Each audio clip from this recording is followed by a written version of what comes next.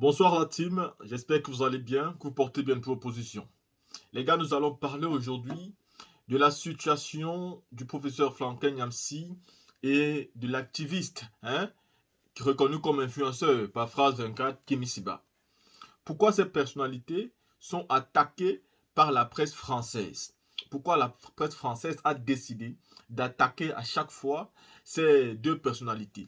Et ils essayent de nous démontrer combien de fois le travail qu'ils sont en train de faire n'est pas noble. Ils essayent de nous faire comprendre comment cela cherche juste à être populaire. Ça veut dire, on ne les a rien demandé. On n'a pas demandé leur avis. Ils veulent nous faire croire que nous ne sommes pas assez grands pour savoir si Kémy Séba et le professeur Franklin Nyamsi sont de vrais combattants. Qu'on doit vraiment les croire, qu'on doit les faire confiance. Ils veulent nous faire croire que nous ne sommes pas assez intelligents pour comprendre qu'ils sont de faux ou de vrais. Aujourd'hui, vous allez voir toute une longue vidéo où France 24 a décidé de décrypter les actualités de Kémy Séba et du professeur Franklin Nyamsi. La façon dont ils font leurs vidéos, la façon dont ils tiennent leur discours, quelle chaîne et quelle chaîne ils évitent et pourquoi ils évitent ces différentes chaînes. Mais nous, ce que nous pouvons dire à ces médias-là et à tous ceux qui les soutiennent, c'est que nous savons très bien dans quoi nous sommes et nous savons aussi le combat qu'ils sont en train de mener. Nous avons l'habitude de leur dire, aucun être humain n'est parfait et puis aucun combattant de la liberté africaine n'est parfait. Ils ont tous leurs défauts, mais ils ont une qualité que nous aimons tous. C'est le fait d'abord qu'ils sont des Africains et secondo qu'ils se battent pour un combat de liberté. Dire qu'ils sont dans un fake combat, qu'ils sont juste en train de nous embrouiller tout en cherchant d'autres objectifs, ça ne nous intéresse pas. Nous, on se concentre sur ce qu'ils font. Et ce qu'ils font actuellement, ça éveille les consciences. Qui aujourd'hui peut discuter que le combat de Kémy Séba et du professeur Franklin Nyamsi éveille les consciences. Que beaucoup de personnes sont entrées dans la lutte panafricaine à cause de ces deux-là.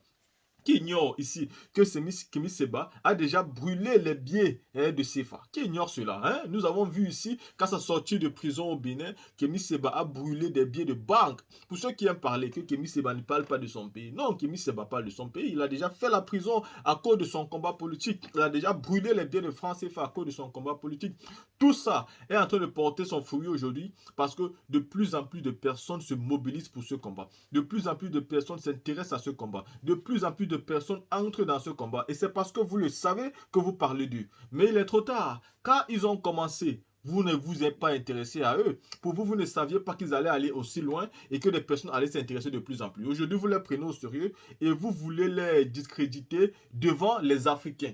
Parce que quand vous le faites, ce n'est pas pour l'opinion française, c'est pour l'opinion africaine. Que vous voulez, c'est-à-dire, vous êtes là dans la guerre de communication et vous voulez nous prouver comment ces leaders-là, aujourd'hui, parce que oui, ce sont des leaders dans la communication et dans le combat de la liberté, ces leaders-là ne sont pas dignes de confiance et ne sont pas dignes de foi. Parce que qui est donc digne? Vous, France 24, la team, pour ceux qui n'ont pas vu ça, regardez, c'est-à-dire tout ce reportage-là, regardez. Kémy Séba entre en scène.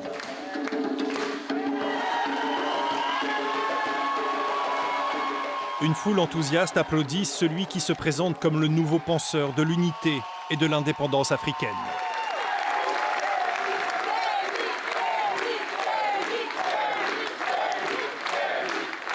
Le 21e siècle sera le siècle du panafricanisme sur le continent, dans la diaspora.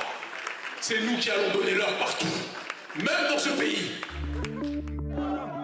En Afrique francophone, le discours anti-France prospère. Paris perd du terrain, la Russie avance ses pions. Au Mali, au Burkina Faso, en République centrafricaine, des gouvernements pro-russes ont pris le pouvoir au fil des guerres et des coups d'État. Les rats ne volent jamais. Au contraire, ils ont beaucoup de... La propagande tourne à plein régime. À la manœuvre, le groupe Wagner, présenté en sauveur de l'Afrique.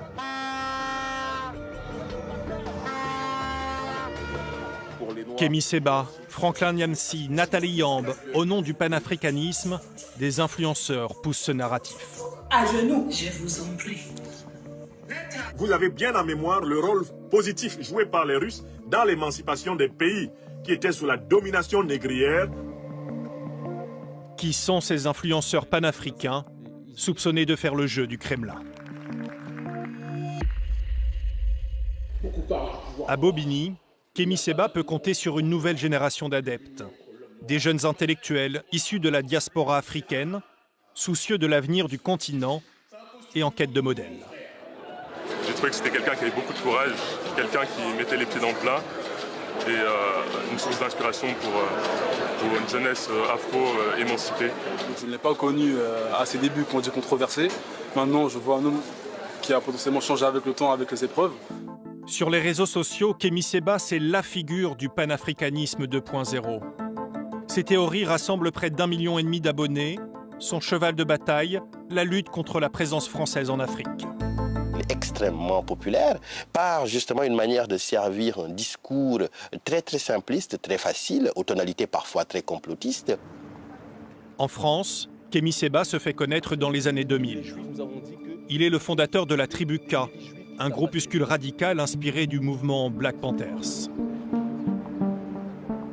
Le polémiste Dieudonné lui offre ses premières tribunes. Avril 2006, sur le site de l'humoriste, Kémy Séba défend Youssouf Fofana, accusé du meurtre antisémite d'Ilan Halimi. Sale nègre, les juifs auront ta peau. Ceux qui ont dit ça, moi je les menace. Moi je les menace et je leur dis que si vous touchez à un seul cheveu, même s'il n'en a d'ailleurs pas beaucoup, de Youssouf Fofana, on s'occupera des papillotes de vos rabbins, je l'ai dit. Un mois plus tard, son groupe fait irruption dans le quartier juif de la rue des Rosiers. Filmé sur un téléphone portable à l'image d'une trentaine d'hommes noirs, habillés de noir, sans armes, mais menaçants. Suite à ce coup d'éclat, la Tribu K est dissoute pour antisémitisme et incitation à la haine raciale. Kémy Séba trouve alors un second souffle au Sénégal. Il troque le blouson de cuir pour des tenues plus locales. Sur la chaîne de Zest TV, il se fait le porte-parole de l'anticolonialisme et de la lutte contre le franc CFA. En 2017, à Dakar, il brûle en place publique un billet de 5 000 francs CFA. Une action qui lui vaudra d'être expulsé du pays. Mais qui attire l'attention d'un homme encore inconnu sur le continent, le patron du groupe Wagner. Yevgeny Prigojine me rencontre un an après la campagne extraordinaire qu'on a fait contre le franc CFA, et il me dit « Je veux vous soutenir ». Il me dit « Nous, ceux qui sont contre nos ennemis, sont nos amis ». Et donc ils nous soutiennent logistiquement. Fer de lance de la propagande russe, Yevgeny Prigojine se fait le bienfaiteur de la cause panafricaniste. Selon des documents révélés par un consortium de journalistes internationaux, Kémy Séba aurait bénéficié entre 2018 et 2019 du soutien financier du chef de Wagner pour un montant évalué à plus de 400 000 $. Aujourd'hui, l'activiste assure ne plus avoir de lien avec Wagner, mais il n'a pour autant pas rompu tout contact avec la Russie. Pour le département d'État américain, Kémy Séba reste aux côtés de la Suissesse Nathalie Yamb, un maillon essentiel de la chaîne de désinformation parrainée par Prigojine. Il est régulièrement l'invité de conférences organisées à Moscou. Je salue aussi sans doute les espions français et américains qui se sont infiltrés dans cette salle. Il y prêche la fin d'un monde globalisé, un concept cher à Alexandre Douguine, l'idéologue du Kremlin, grand pourfendeur des valeurs occidentales qu'il juge décadentes. Douguine est aussi une référence pour l'extrême droite européenne. 20 ans après ses débuts, Kémy Séba a peaufiné son discours, mais les fondamentaux restent les mêmes. Quand un juif est arrêté, même sur la planète Mars, comment fonctionne le gouvernement sioniste? Mais quand un Africain est arrêté, agressé, tabassé, assassiné, on a des présidents qui viennent, je viens m'enquérir de la situation, voir si nos ressortissants ne souffrent pas trop.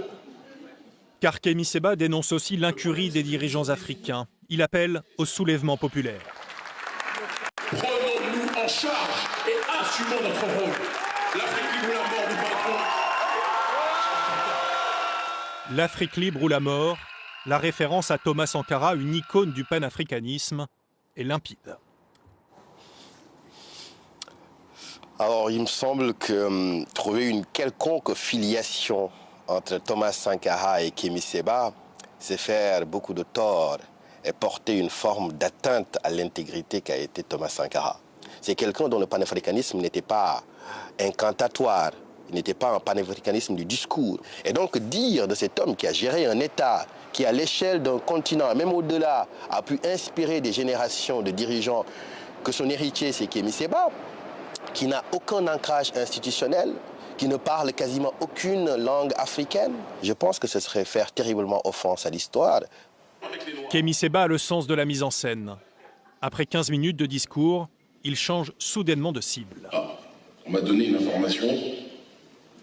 Petite pause, on vient de m'apprendre que France 24 et RFI sont dans la salle.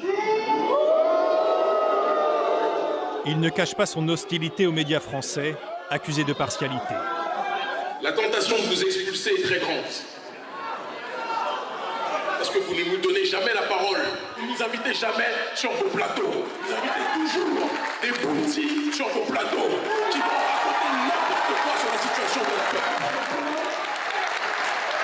Bounty, subalterne, nègre de maison, ce sont justement les mots que revêt l'accusation. À partir du moment où tu vas sur ces chaînes-là, c'est qu'en quelque sorte, tu avalises une certaine forme de défaite de ta communauté et que tu deviens un agent de la traîtrise. Et c'est ça le grand problème. Il n'y a quasiment aucune forme de discussion possible. Kémy Séba préfère s'afficher sur les médias russes. Sur la chaîne Russia Today, l'influenceur parle en responsable politique. Il assure la promotion du partenariat prôné par Vladimir Poutine. Bon, la Russie sera partenaire différent des autres à partir du moment où, évidemment, elle évitera les comportements coloniaux de ses prédécesseurs. Je pense qu'il est nécessaire aussi qu'il y ait un transfert de technologie, un deal win-win, gagnant-gagnant, un partenariat gagnant-gagnant dans lequel chacun pourrait se retrouver réellement. Kémy Séba affiche son soutien aux putschistes africains, nouveaux alliés des Russes. Il pose ici avec Assimi Goïta, le leader de la junte malienne. À la tribune, il revendique même un rôle dans les derniers bouleversements géopolitiques. Vous avez vu qu'au Mali, ça a bougé. On y a grandement contribué. Vous avez vu qu'au Burkina Faso, ça a bougé. On y a grandement, avec cette équipe, entre eux et les autres, contribué.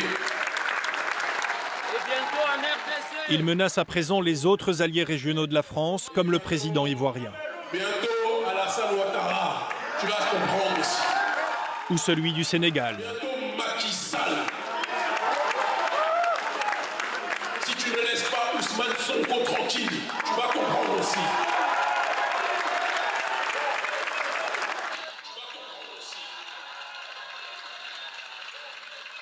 Ils se mettent en scène comme des acteurs centraux dans le renversement, par exemple, du pouvoir au Mali, au Burkina, etc. Quand on sait que les processus sont quand même légèrement plus complexes que ça. Donc il s'agit bien ici finalement de vendre une image de personnes et je dirais de mouvements qui ont acquis un poids politique suffisant pour renverser des États. On va prendre les jambes, je vous parle après. On peut échanger. Finalement, Kémy Séba déclinera notre demande d'interview. Mais un autre influenceur a accepté de nous recevoir, le franco-ivoirien Franklin Nyamsi. Professeur de philosophie en France, il est aussi un opposant résolu au président ivoirien Ouattara. Avant sa prise de parole en direct, il affine son discours. Je fais un peu comme les artistes de jazz, c'est parce qu'ils ont la gamme fondamentale qu'ils peuvent improviser. Je laisse venir l'inspiration de penser au public qui m'écoute et je parle à ce public. Franklin Nyamsi, c'est au total 630 000 abonnés sur les réseaux sociaux. C'est un public assez large, mais qui n'est pas qu'africain en fait. Tous les jours ou presque sur sa chaîne YouTube, il conspue la politique française en Afrique. Afrique des libertés, je vous salue. Comment les terroristes se financent-ils en Afrique? Quel est le sujet que je voudrais aborder? D'ordinaire, il se montre critique de la presse française, mais à l'occasion de notre visite, il a sélectionné un article publié sur le site de France 24. Cet article est en fait le résumé d'une enquête du New York Times sur le business des otages au Sahel. Il date de 2014. On découvre aujourd'hui que le gros de l'argent qu'ils ont dans leur poche leur vient du commerce des otages et que les plus gros payeurs sont ceux qui disent aux Africains « Nous combattons vraiment le terrorisme à vos côtés ». Non. Comment peut-on avoir perdu 58 soldats français à combattre contre des terroristes auxquels on verse plus de 100 millions de dollars sous couvert de libérer des otages? Ça pose un vrai problème. Sur les comptes pro-russes, la France est régulièrement accusée de financer et d'armer les groupes terroristes au Sahel.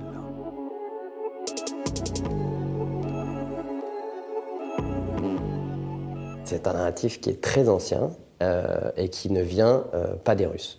Le changement qui a été opéré avec l'arrivée des Russes, c'est que, ce narratif est repris extrêmement régulièrement, mais surtout, il faut bien comprendre que ces opérations de désinformation ou d'amplification se nourrissent simplement de cette frustration réelle, de cette incompréhension réelle, de cette critique réelle de la politique française.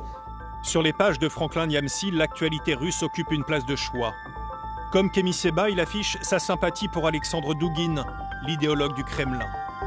Nous avons retrouvé cette vidéo sur VKontakte, le Facebook russe, une visioconférence organisée par Douguine, à laquelle Niamsi participe. Je tiens à saluer le professeur Alexandre Douguine et lui dire toute mon amitié et toute mon admiration. L'Afrique l'aime. Franklin Niamsi ne cache pas non plus sa proximité avec Assimi Goïta, le chef de la junte malienne, nouvel allié de Wagner. Interrogé sur les exactions des mercenaires russes, il minimise. Wagner est accusé de commettre des exactions qui, comparées aux exactions négrières, coloniales et néocoloniales, sont une goutte d'eau dans la mer. Difficile de dire quelle est la nature réelle du lien entre Niamsi et Moscou. Face à notre caméra, il réfute catégoriquement être au service du Kremlin. Je ne suis jamais allé en Russie. Je ne sais pas parler le russe. Les médias russes, eux, ont compris le rejet dont nous étions l'objet. Nous, les Africains de France, les Franco-Africains, ils ont compris.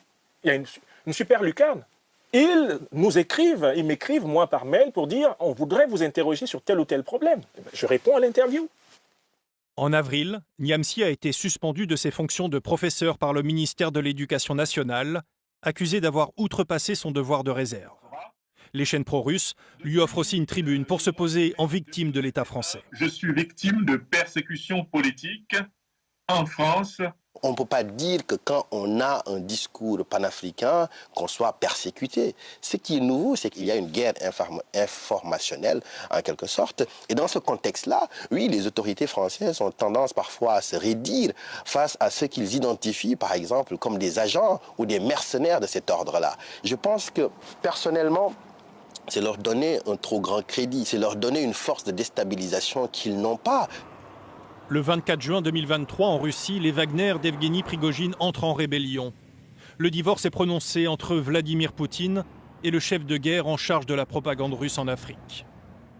Un des scénarios, c'est que ce monstre, entre guillemets, que le poutinisme a créé et qui est ce système Wagner, ce système Prigojine en Afrique, finalement se retourne d'une certaine manière contre les intérêts du Kremlin. Et donc si ce scénario se confirme, ça veut dire que les Russes vont devoir, le gouvernement russe, l'État russe va devoir trouver de nouveaux relais d'influence.